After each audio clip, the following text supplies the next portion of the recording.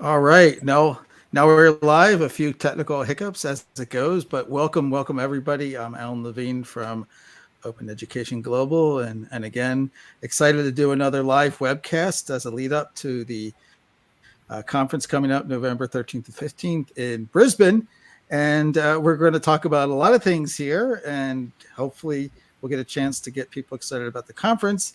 But I want to say hello to colleagues Adrian Stagg, who's our busy conference chair. And I also want to say hello to Ash Barber, who's coming to us from the Council for Australian University Libraries, which the more I follow them, they do everything. Like, I can't believe how much work that they're doing. And so very excited because call, is it appropriate to say call? Is that what you call yourselves?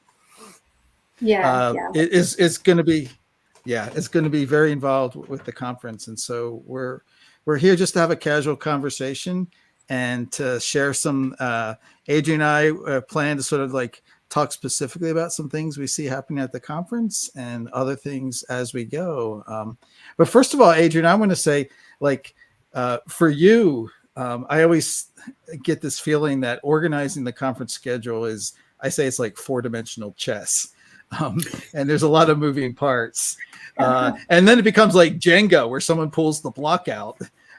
So there's a lot that goes on, but we're getting close to being able to release the final schedule very soon, which will be exciting to get out there. But we do have the preview schedule. And so do you want to talk at all about this? Or I know that we have Ash maybe for a short amount of time, and we want to get into her workshops first because they're a big part of the schedule. I think that what I will say, just to preface our discussion with Ash, and then we can talk about the conference program more generally, is that one of the things that I am really happy with in this program is the number of workshops and interactive sessions. Sessions where it's pretty clear that from the learning outcomes and from the abstract that people are going to walk away with something that they can actually implement in their practice straight away. And that's something which we really tried hard for, and we really pushed that. And luckily, the community responded and said, absolutely, we'll deliver. So I'm really grateful for the people who are running the workshops, because you have helped make this program as fantastic as what it is. And specifically, we have a couple of ways in which, especially through the work that Call will be doing at the conference, we talk a lot about the conference legacy. What's going to happen in Australia after those 3 days? And I think the kinds of workshops that are being run, especially if Australian practitioners are going to be attending, there's going to be a very long legacy of this conference, which I'm very happy about. We like that, a legacy. I'm in for that. So I know we've got many of the workshops, and there's one from also the Wikimedia Foundation, and also, as you said, many others that people have contributed. And I'm pretty excited about that because, often when I go to a conference, it's great to mingle and meet and hear presentations, but like you don't often get a chance to do things because there's so much jammed into the schedule. So thank you for making that happen. So Ash, can you tell us a little bit about some of the workshops that your organization is involved in? Yeah, and I'd just like to echo that feeling of there are going to be so many great things in the schedule. It's going to be really hard to pick between like which thing to go to. So they're going to be running around like a mad hatter trying to get to everything at once. So yeah, the Call is doing, I guess the OER Collective, which is a service of Call. We're partnering with the Open Education Network to provide a couple of workshops. And I guess to give you a bit of the context behind why, the OER Collective, it's achieved incredible results over the last 3 years with, we've had like 45 books published, almost 100 more in train. So many of these are cross-institutional collaborations, and some are international between Australia and Aotearoa, New Zealand.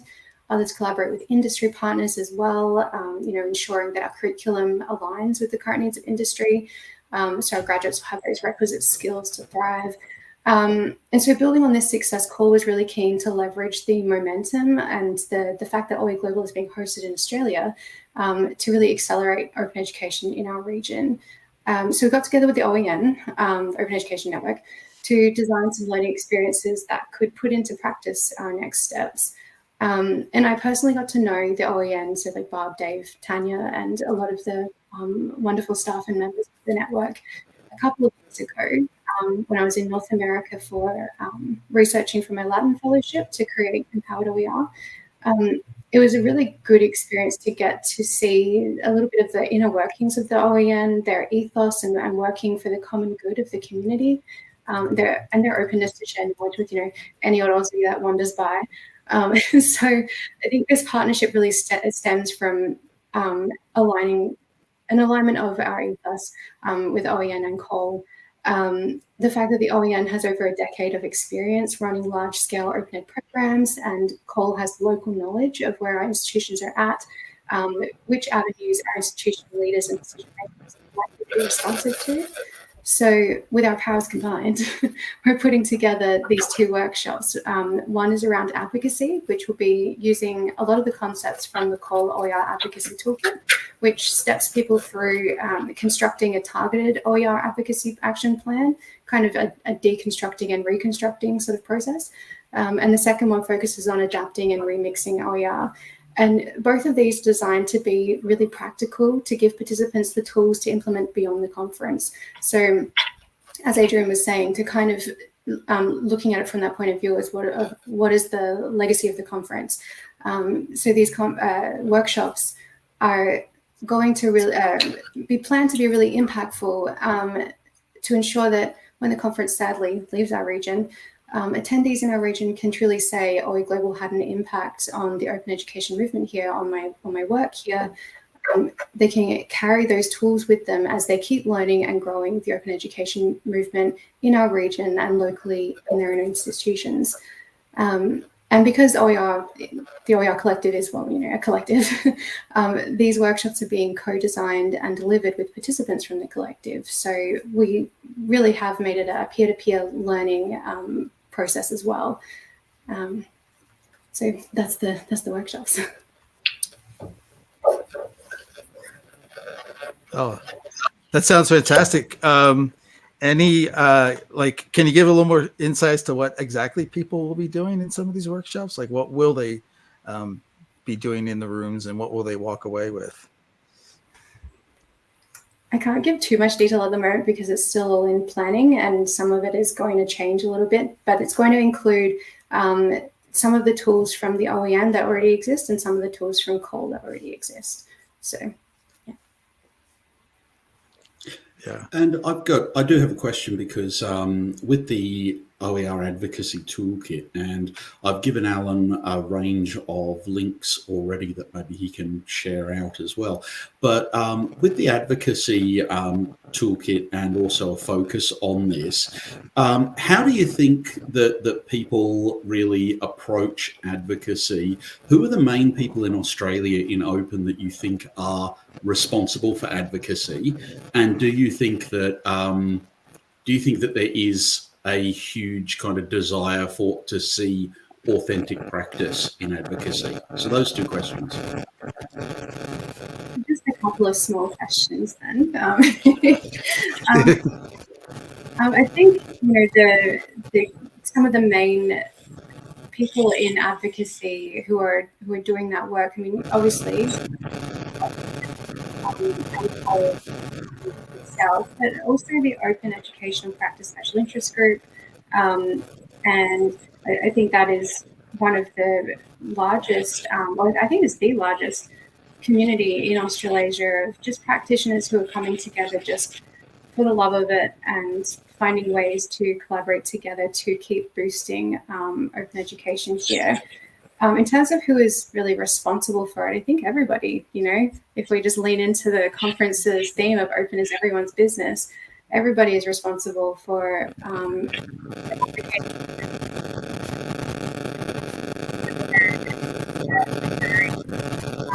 practitioner, student, a government policy member, anything. I think any activity that you're part of where you can find a way to advocate, then it's your responsibility to do so. And I suppose from your perspective, what's the major challenge that you've faced in your own practice when it comes to advocacy? Time. It's very hard to find or to create time. I think that it ends up being about prioritizing, but it ties really well into advocacy. As you know, you have to advocate for yourself to be able to get the time to work on projects, and find ways to make it clear to whoever is having an impact on your time, whether that be an institutional leader or and anyone else, mainly as an institutional leader, to show them that it's really important to them as well. And maybe it's about making a business case, showing how it actually serves their bottom line, if that's their motivation. Maybe it's about helping academics see how it can really benefit their classrooms. Maybe it's about figuring out how to have better conversations with publishers. But I think a lot of it just comes back to having the time to do those things. That's the biggest challenge, and managing that with, life.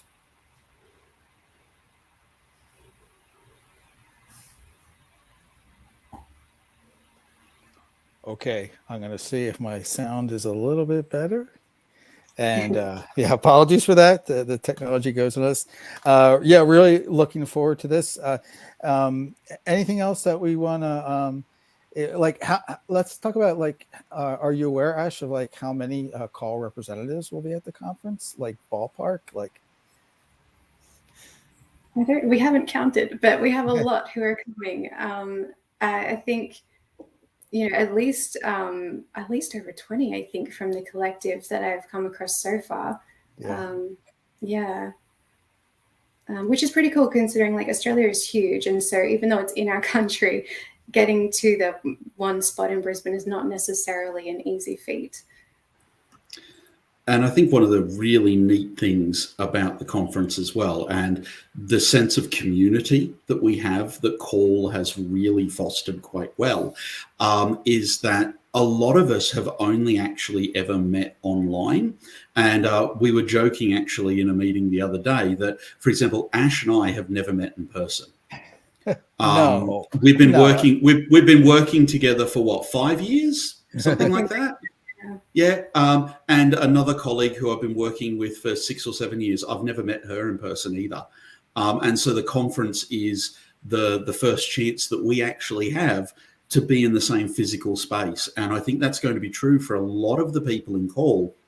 In Australia, we have the term the tyranny of distance, because even though everything seems close, because it looks like a small country when you look at it in an atlas or on a map, the distances are huge. I mean, for me to go and visit Ash's institution, for example, is what, 6 hours on a plane? Yeah, I think something so. like that. Yeah, something like that. For me to fly to the other side of the country is about 8 hours. So it's just not feasible. And I'm really looking forward to seeing this community that Call's fostered. What's going to happen when you put us all face to face? Yeah, and the group cognitive dissonance that happens when we go, oh my God, there's a body. I can say though, having a lot of those experiences, that when you meet them in person, there's not a lot of surprises, except they're three-dimensional, and you can embrace, or you can you get out of the body languages, but you get to know people so well. How has this been so successful? I think I've asked this before earlier, Adrian, when we had someone from Call. It's just the amount of collaboration and coming together. I see that many organizations would dream of that kind of working relationship. And so I know there's not an easy answer to that, but anything that you can say that might be some of the element of success with Call's collaboration. Well, I think I'll bounce that question to Ash in the first instance, because you're with Call now. So what's been your observations? With the collective, I think CALL is a respected peak body, and so that helps with what I was saying earlier about trying to get an institution on board to give you the time to do stuff. If CALL is saying this is something to do, then institutions are a little bit more likely to listen. And so I think that's really helping with the collective being so successful. But with open in general in Australia and New Zealand, I think it's because we're a bunch of people who are driven by the values that underlie open, and we want to help each other, we want to share. And as Adrian was saying, the tyranny of distance, we're often quite isolated in our physical region, and so finding connection online is really important. And that drives a lot of these collaborative works. Is it's often it's our favorite meeting of the month because we get to see our best happen. So yeah. I'd also point to the generosity of time. I mean, CALL has resourced this from the collective perspective, also from the PD program that's currently running, and Ash is involved very deeply with that. But what we find is that aside from the resourcing that has been put there and very sensible amounts of support, we find that the community here is incredibly generous. Normally, when you reach out to someone and say, hey, could you come in as a guest speaker for one of our PD sessions? Or would you be willing to help out, doing some peer reviewing or something like that? We have a lot of folks who will immediately put their hand up, and it's not the usual suspects. You kind of find that with a lot of groups, there's people who will put their hand up for any number of reasons, sense of obligation or anything else like that. But I find that everyone's willing to give it a go and willing to get involved. So I think that the generosity of spirit, and that's not something that happens by accident. That's something that, through the community that CALL has pulled together, and also by modeling the way in which they want to approach open, I think they've created an environment where people's best selves show up. Yeah, So I'm not sure if that's your experience as well, Ash. Absolutely. I think that's really well demonstrated by the fact that these workshops we're putting together for OEGlobal, they do have collective members who have volunteered to help and to lend their expertise, to lend their time. It's a great example of the fact that people are feeling empowered. They feel like they have some agency, and they're taking ownership of open in the region. And that is definitely the one there, Alan. The phrase that you're. Oh no, Mark Wilson has added Jeffrey Blaney's book. Absolutely, and that is definitely where we get that phrase from. Yeah, and that's great to see you here, Mark. He shows up for a lot of events, and he's active, coming to us from California. So, Adrian, do you think we should try to do some flyovers and zoom ins to the draft program? Because it'd be good to talk about, what jumps out to you, or and me too. I've been looking over it as well, and mainly from the titles, but you get a lot from the titles. But it'd be a good idea maybe to give a sense about some things that are on the program that are of strong interest or curiosity even. Absolutely. And one of the things that I was thinking that we might start with, and then we can let Ash go and have her lunch or whatever else is on the agenda in between meetings today, is there is one session that I think demonstrates a really good sense of collaboration coordination. Ash, did you want to talk about the session, which is the CALL and OEP SIG session, which is launching the book Down Under, and under in this case is spelled UNDOER. Yeah, we love a good pun. I appreciate that. So this collaboration, it's almost like an Uber collaboration because it's two collaborative groups collaborating with each other to produce this book, Down on OER, or Open Education Down on OER, Australasian Case Studies. That's the full title. So this book is a collection of case studies from open education work around Australia and Aotearoa, New Zealand. and it's examples of practitioners talking about advocacy work or programs they've implemented to increase adoption efforts, how they've worked with students to co-create OER, all different examples of how they're putting open education into practice, and all created in a way that provides some clear takeaways for the reader to be able to implement this in their own practice. And the book is written with the audience in mind of an academic, because we already know librarians are all on board, like we're so keen for open, but we're trying to show our teaching academics how they could be involved and how it could be beneficial to them and their students. So this will be launched at OEGlobal. It currently has, I think we've got around 20 chapters in train, so a lot of great cases from all around the region. And I think it's going to be a really awesome book. I'm so excited for it.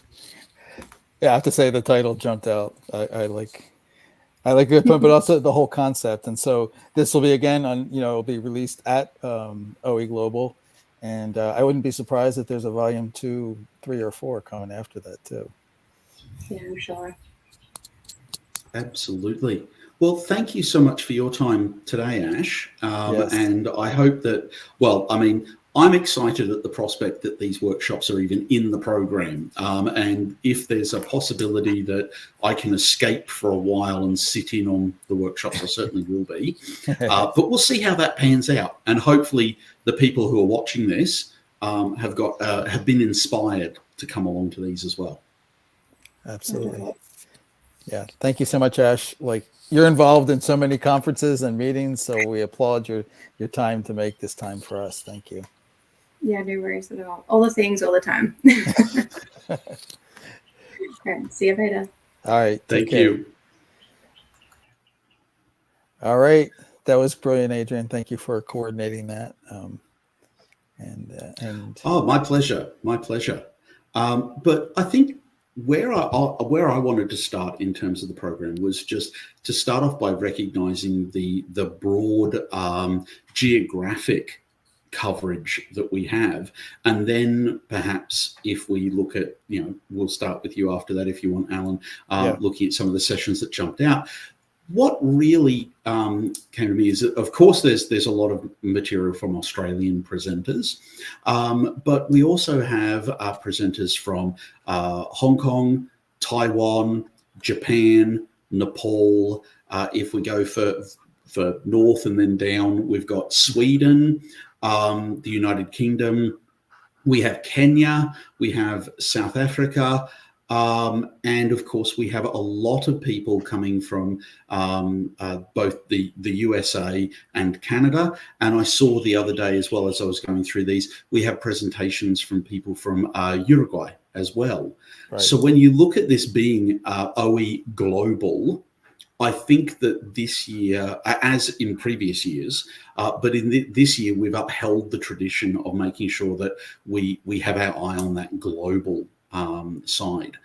So I'm really quite keen that we can go into a whole range of different countries, cultures, education systems.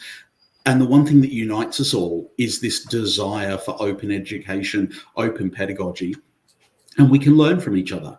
So when I'm going through the program here and thinking, what am I likely to be able to get around to?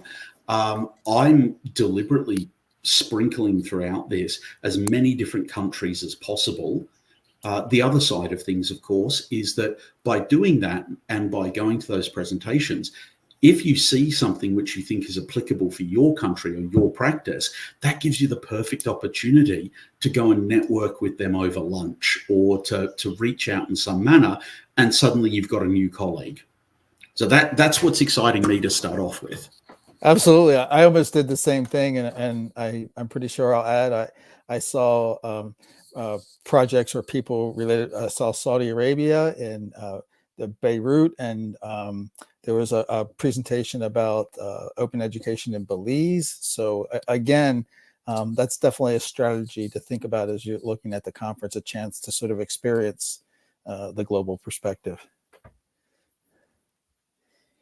So what were there any in particular in terms of whether it be themes or whether it be actual sessions, what kind of jumped out at you? Yeah, a number of things, and I thought we can do a little flyover. I can scroll through the program as we go.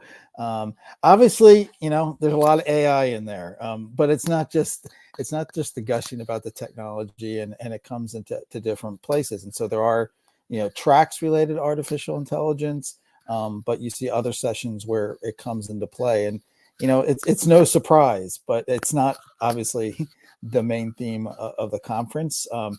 Again, we have really glad to see picking up on the theme from Edmonton, Indigenous perspectives, and looking at the different cultures in which open education has different contexts for how it applies. So there's much there. Again, as we already mentioned, the large number of workshops that are available, and the number of things again that are related, kind of the bread and butter of OER, again, about creating and how these resources come together. There's plenty of that.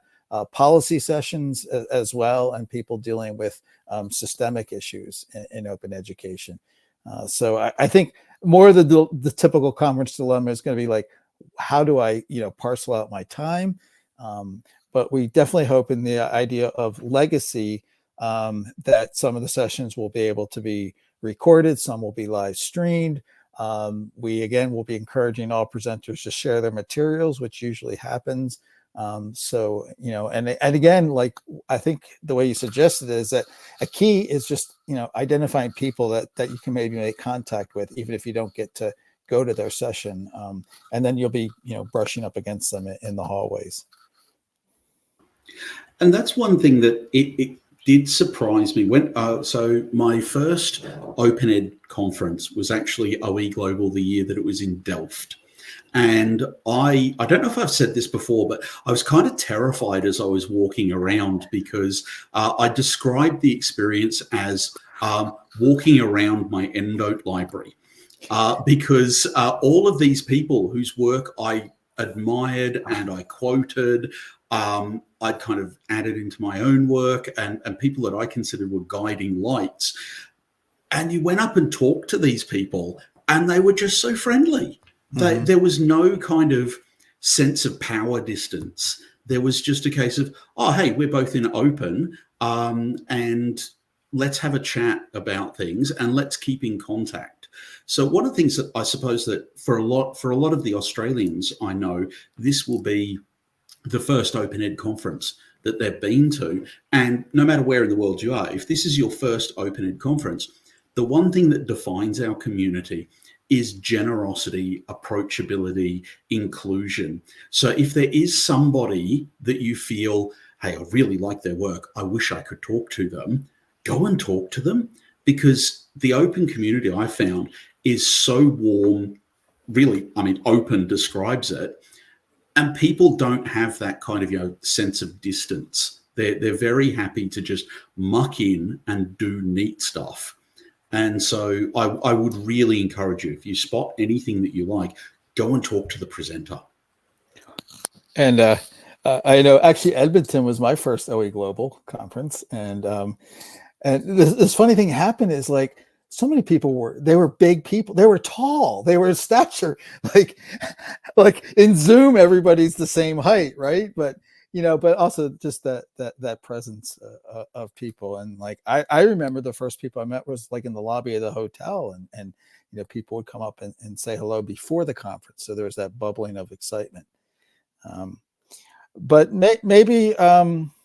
I think, I went through and did kind of a flyover of the schedule, and do you want to go through day by day and we can just see what happens? And yeah, absolutely. And make some remarks. All right. So I will go back to the screen share here. So, the first day schedule, again, this is the pre-conference schedule. So we just have the sessions, and, I'm not going to read all these, but I know that, boy, it's a tough time. These are all the 10:30 sessions, and you can see that there's a lot to choose from.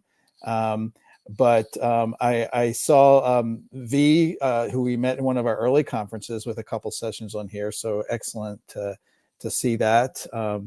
Again, the policy one, and I've already been talking. I want to point out maybe Paul Stacy is doing something really interesting. He is doing a kind of a braiding, if you will, as we've been talking about, from the OER 24 conference by Catherine Cronin and Laura Chernowich. And he's kind of like going back and sort of inviting people to react to that in different ways that are going to be really interesting. So that one is definitely recommended to go see.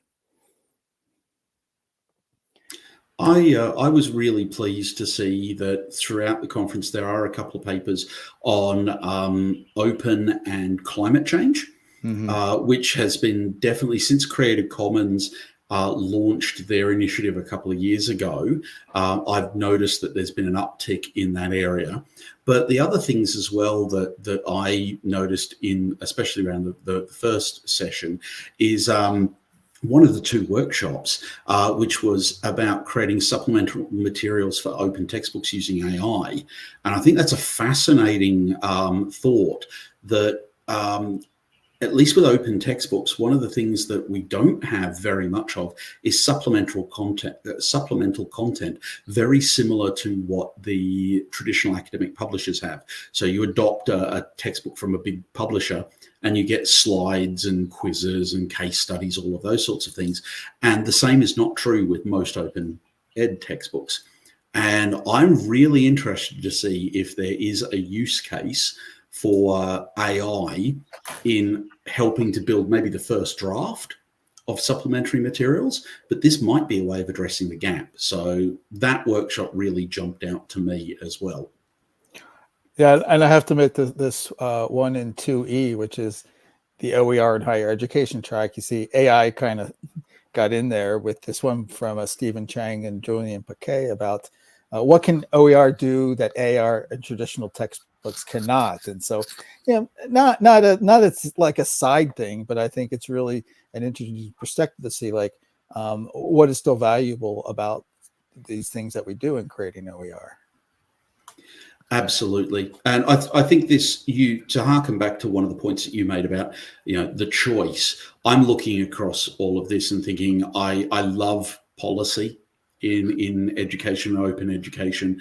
The practice ones look great. Social justice, I will always, cleave towards that area. Yeah. And then we've got pedagogy. So I think there are some hard choices to be made here. Yeah, absolutely. And we do have some folks here in the Open Education and First Nations session 3B, really a great track, but we've got some of the folks coming from the Edmonton, Alberta contingent, if you will, from Norquest, and Connie Blomgren from Athabasca University. And I think they're going to talk about some of the Indigenous ways of knowing and sort of that whole vision theme from the Edmonton conference. That was really fantastic. It's a magnificent idea. It really is. The reflections from last year, bringing them forward. So I was really excited when they put that one in. Yeah, and so moving into the afternoon on the first day, there's the one from Saudi Arabia coming up, and you can see this is already quite a full first day. I'm happy to see George there, as you mentioned, bringing the Swedish perspective. He had a really packed conference in Edmonton, so that could be a hint to go see George's session as well. So can't go wrong with any of these. And also, one of the things that I was keen to look at as well is there is the global OE practice, which if you wanted to do sort of a sampling of different geographic regions, that's perfect. But also the work integrated learning and micro credentials. I think that there's a massive future for open in this space. And so learning about what other people have done. And even if you take a look there, we've got one from South Africa, one from Canada, and I'm not sure where session 134, I'm not quite certain where those authors are from. The Two Streams, One River. Yeah. Oh, yeah. That's the one that caught my eye. That's great metaphor, along with that new OER that you shared about the approach to braiding, which is a fantastic resource. Absolutely. So I think that, I mean, not in terms of the content, it always reminds me, are you familiar with the Far Side comics by Gary Larson? Oh yeah. Yeah, I have the coffee cup. Oh, brilliant. I always remember there's one which is a classroom full of students. One student's got his hand up and he says, "Excuse me, sir, can I go home? My brain is full." And I think that after this conference, you're going to be able to say very similar things. Yeah. And I'll just, I recognize this session under 4A in equity. I believe this is the work that MIT is doing with the open courseware team, working with community colleges to sort of like address that audience through the MIT approach. Absolutely. And I mean, MIT have been major players in this space from, the MIT Open Courseware onwards. So I'm really keen to see where they're taking open education next. Yeah. And I'm pretty sure Kurt Newton from there is coming from MIT, and I think he'll be doing something on climate change as well. So here we are into day 2. So, and we're skipping right over the keynotes, but we're going right into the sessions. Yes, but one of the things that I did want to mention from day 1, of course, is that we have the reception on day 1. And I think people are going to be really, really quite blown away by the venue at the Queensland University of Technology, Room 360. It's named so because there are glass walls on all sides of the room. So you get these magnificent views of Brisbane, bushland, the river, the cityscape, the whole lot. I went up there for the first time only about 2 months ago. And during the day, it is glorious. I can only imagine what it's going to look like in the early evening. Right. So day 2, anything that you want to throw out from this first set of sessions? All of them. Oh yes, the short answer is all of them. But I did notice in the beginning session we've got Leo Haverman, who is a researcher from the UK. Leo does some excellent work in policy, and so again I've mentioned my desire to go to anything policy related, but also I think over in 6B, Bethany Eldridge is a PhD student, a researcher with GoGN, and she's doing some work around teachers in Lebanon. And also how you get continuity, how OER plays into continuity of schooling in areas that have got significant disruption. And I heard her work last year, actually, at the GoGN workshops. So I'm really actually quite interested to see how that's progressed from there. But also, when you take a look at, there's a strong Australian contingent all the way through this as well. People like Mace Fatea from the University of Technology, Sydney, Angie Williamson, Jen Hurley and Alice Lutchford, who are all doing amazing work. Really, really amazing work, but also then taking a look at people who are coming in from open repositories and open knowledge, which is session 6C. There's a lot of people, and you'll see V pops up again in that area, but looking at sessions around Diamond Open Access. And one area which I hadn't considered is, Diamond Open Access to increase inclusivity, and that's from Janet Catterall, Donna Coventry, and Tracy Cray, who are all from OA Australasia, and Tracy is actually a UniSQ staff member as well. And I'm Oh, sorry, I'm looking because I have a colleague that I know, Tim Clapdor, who's coming from Adelaide and does some brilliant work with design at all levels. And so that he does brilliant work. The other one, of course, that I think I was just really amazed that we had enough to create a theme, but also really happy about it, is that we've got the anti-racism theme that has cropped up there. And again, you've got range of different locations that are represented here. And where we talk about OER being a force for good, about inclusivity, about diversity, about lifting up voices that perhaps traditionally have been ignored, I think this is a fantastic space. So those presentations there, I'm really looking forward to seeing the outcomes of those. Yeah, and I met Manisha at Edmonton, and then she was there in Ireland for the OER 24 conference, and Oh, wow. she's a fantastic educator and a brilliant.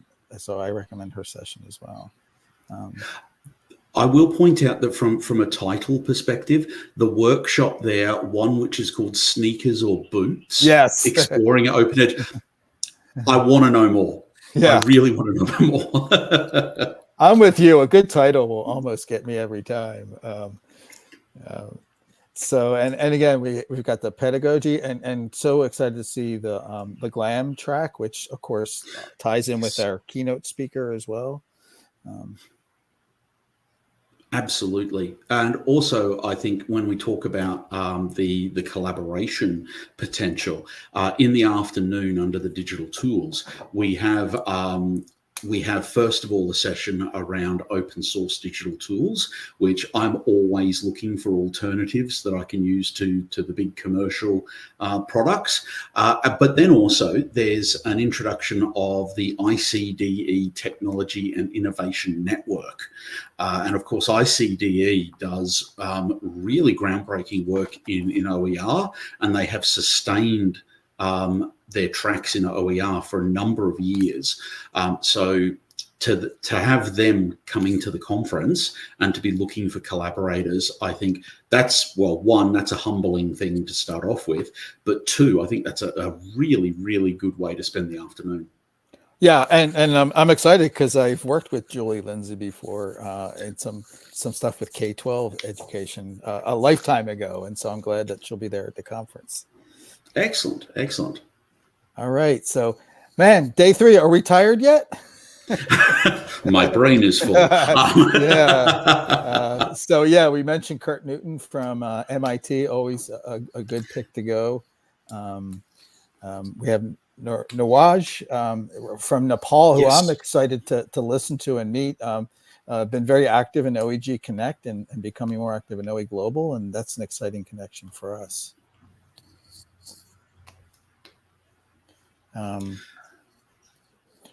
Again, can't go wrong with a GoGN session. There will be penguins. Yes. And GoGN this year has really kind of stepped up their involvement, and they'll be bringing a range of PhD students with them, and also I noticed that there are a huge number of GoGN people scattered throughout the program, so please do look out for penguins. Yeah.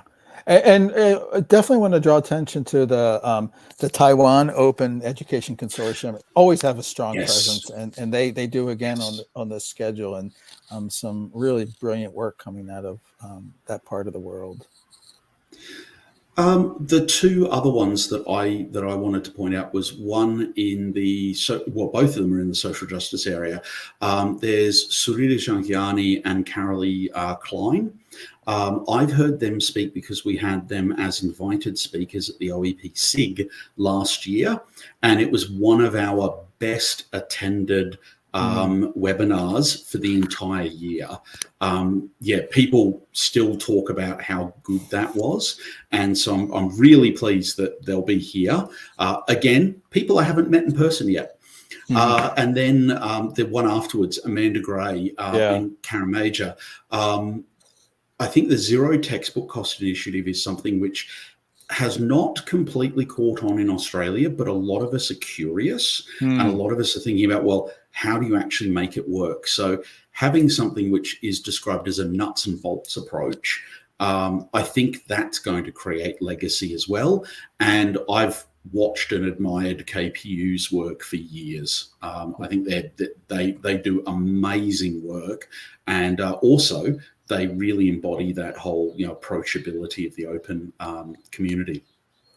They sure do. That's Kwantlen Polytech, and another person named Jangiani came from there and has gone on to big great things, and will also be at the conference. That's Rajiv Jangiani. Absolutely, is mixed in the schedule. We have this special presentation from Martin Dugiamas happening in the artificial intelligence track. Any clues yet what that's going to be about? We are talking to him about a range of topics, but Martin has been a kind of a giant in the higher education space. For those of you that don't know Martin, he is the founder CEO for Moodle. And I'm very pleased that UniSQ has been a Moodle institution for, well, as long as I've been there. And the work that Martin's done, open source software, progressing open access to knowledge. I think that whatever he ends up coming up with in that session, whether it be AI, whether it be the future of open source, that will be well worth going to. I've heard Martin speak at places like Moodle Moot in the past, and he's an excellent speaker. Yeah. And definitely, and also in sustainable OE practice. I know the work of Anita Walsh from Virginia Tech, and yes. That they do so much in terms of a great practice and production and implementation of OER. And then, of course, the Doers project that we're going to get in that same session as well, which is looking at almost like national practice in the U.S. For open education and OER use. That one will be of high interest. And look, there's a workshop 115. I don't know what that one's about. Can you give me a sense? Oh, that one there. Okay, so okay, right. You put me on the spot now. I wasn't going to mention. Okay, so with that one, that's come out of my PhD work, where I've basically mapped open education in higher ed into Bronfenbrenner's ecology model. And the way in which I look at that is to look at the practitioner holistically and consider where a person has come from, but then you look at their environment as to how environment shapes practice just as much as an individual does. And so during this workshop, we'll look at ways of considering and mapping this for your own institution. I consider it's highly transferable. And so you'll go through this and you'll exit that workshop with the beginnings of an ecological map. And you can consider, how does that actually influence how I practice and how I advocate within my own institution? Excellent. And then, of course, we already heard about the Down Und OER. That'll be released there, that Ash reference. That's going to be exciting to see. And again, we are coming in. What's the closing keynote panel? So what we're hoping to do is to have the keynotes as part of a panel at the end of the conference. Now, the way that this came out was I've been thinking about the way that I've interacted with conferences and then talking to other people to see whether or not it's just me. It turns out it's not. That when you hear a keynote speak, you get to the end of a keynote, and then you think about a question, because suddenly people say, and do you have any questions for the keynotes? And I always think, nothing intelligent. I need time on this. I need time to let this settle. And so the thought was that we would get the keynotes together at the end of the conference and encourage people to have deep thought about what's going on, about what they've said, also what other sessions they have been to, and then bring questions along to that final keynote panel. And I think that if we encourage people to think deeply, the other side of things that I think is that when you get all your keynotes together, when you ask one of them a question, we may have another one of the keynotes who says, actually, I have a perspective on this as well. And so you might actually get a little bit of discussion between the keynotes. And I think that's a really rich way to close out a conference. Absolutely. And more in a discussion conversation format. That's a great way to tap into that expertise that will be there. Wow, I'm tired already, but I'm excited at the same time. So thanks, Adrian, and folks watching for and going through this. Again, these are the tentative draft schedule, but it's close to what it will be, and things Very will. close. Yeah, and so hopefully the final schedule will be published. It'll be we're using Sched again for that, and that will be completely public as we always do. I wanted to just talk a little bit about we're at the end of the hour here, but some of the things that we're trying to organize to help people be part of this conference you can't be in Brisbane.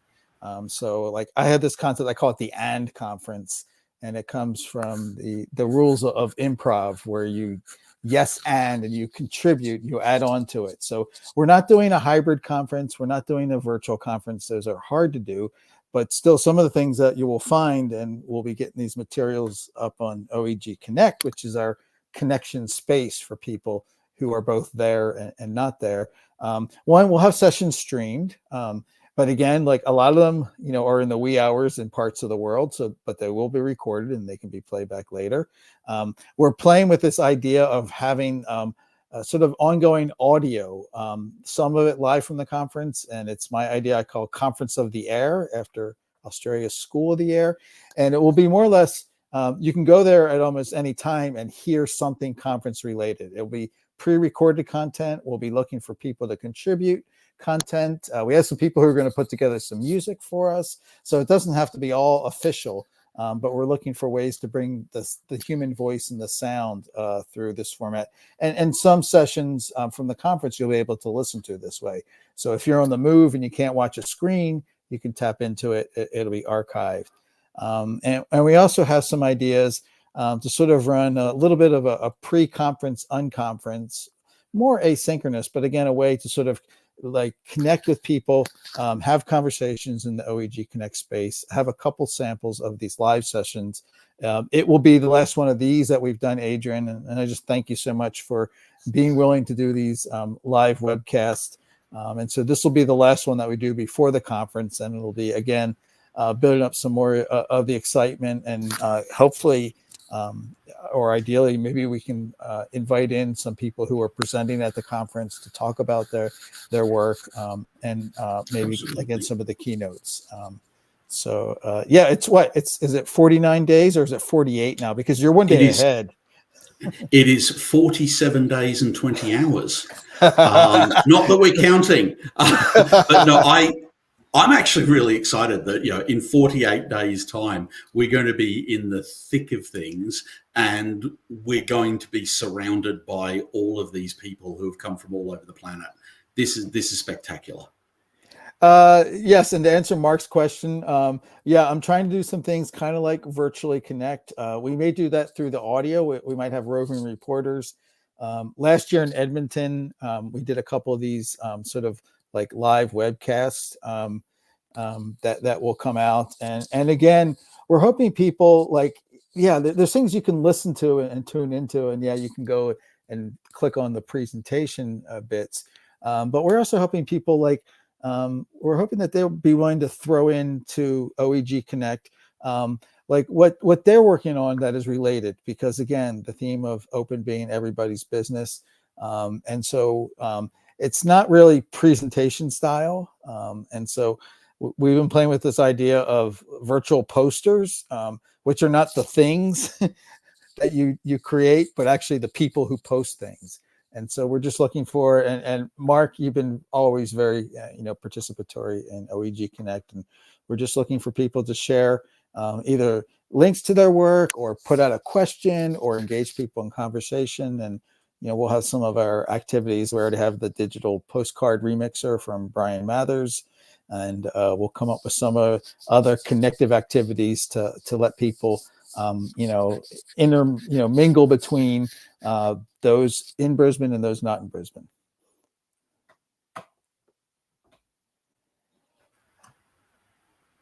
And with that, I think I thank you so much again, Adrian. It was kind of fun to dive through the schedule there, and we will we'll close out with our little bit of our music. And thanks again for people who followed us online. And thanks for joining us. Yep.